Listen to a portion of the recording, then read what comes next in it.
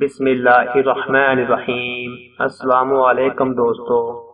ایک دن شوہر نے اپنی بیوی سے کہا، بہت دن ہو گئے میں نے اپنے گھر والوں سے بات نہیں کی۔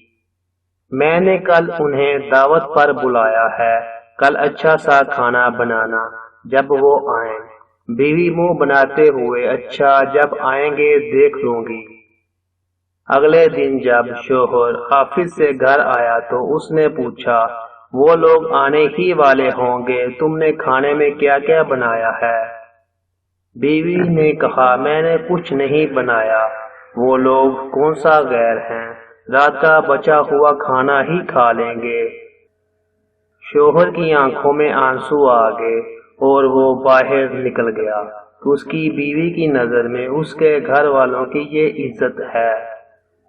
تھوڑی دیر بعد دروازے کی گھنٹی بجی۔ جب بیوی نے دروازہ کھولا تو پریشان ہوگی، کیونکہ اس کے سامنے اس کے اپنے ہی گھر والے موجود تھے۔ اس نے شوہر کو کال کی اور کہا، آپ نے مجھے بتایا کیوں نہیں کہ میرے گھر والے آنے والے ہیں؟ شوہر نے کہا، کیا فرق پڑتا ہے، تمہارے گھر والے ہوں یا میرے گھر والے؟